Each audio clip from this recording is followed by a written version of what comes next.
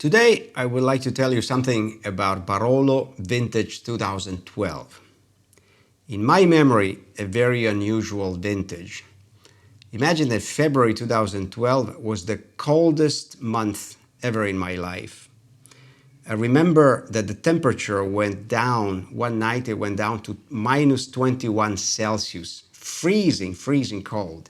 And it killed a hedge that we have all around the winery. We had to replant it entirely. So that was not a good beginning.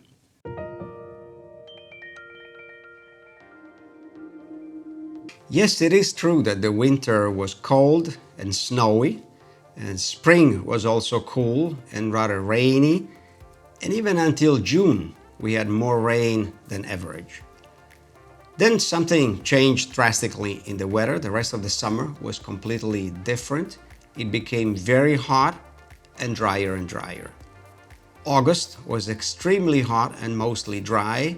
The temperature peaked up to above 30 Celsius, even 38 degrees Celsius. So we went from the lowest to the highest. A temperature diversity that we had never experienced before. Before the beginning of the grape harvest, we were really puzzled because we didn't know what the outcome would be. A wet spring, some mold in the grapes that we had to clear by thinning out the grapes, and then so much drought. Luckily, there was a rainfall in early September, and then the rest of September was beautiful. So truly, the grapes ripened properly and led to very promising Nebbiolo grape harvest. The grapes were fewer and very concentrated, wines with high alcohol. But opinions were opposite. Some people didn't think this kind of Barolo would really develop very positively. And now it's 9 years later. Now it's time to find out. I have a good feeling about this Barolo. When I swirl it in the glass, I see these long, tight legs, so I'm sure it's very alcoholic. In fact, it is 15%. It shows the concentration of this Barolo.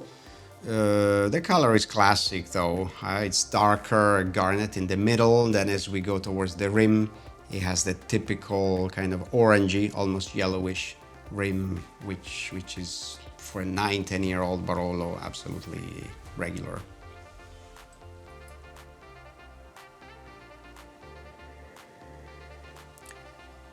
The nose is also very classic Serralunga.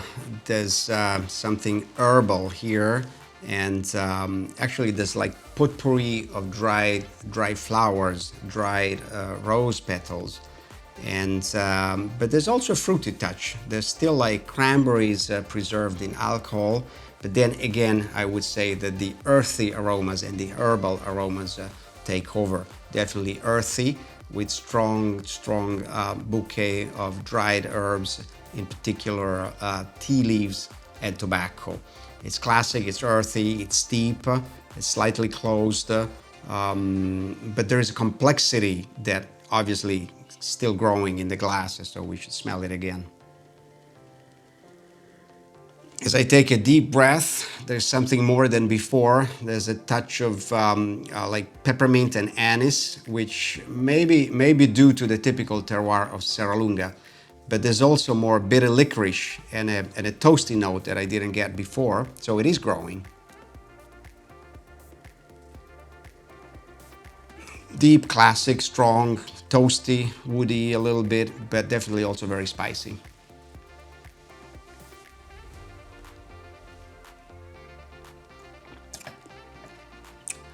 Wow, huge, very strong, very alcoholic. It's really powerful.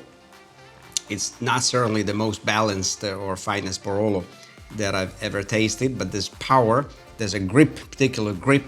The tannin is still biting, and there's good acidity, very young tasting.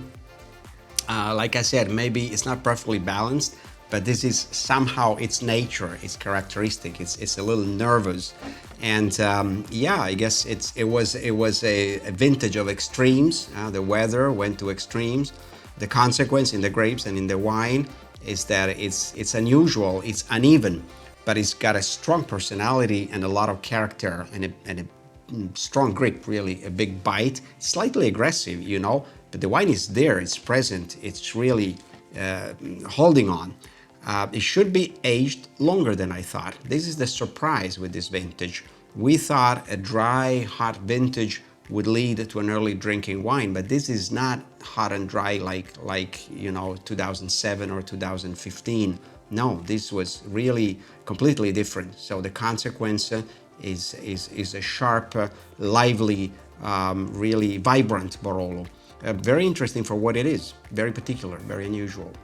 My conclusion is that such a Barolo with so much character, firm tannins, high acidity, should find the right food pairing. You cannot drink it by itself, but if you find the right food pairing, for example, very fatty marble meat, lamb, or seasoned cheese, then yes, the wine finds its own place on the table. Otherwise, you know, it could be difficult.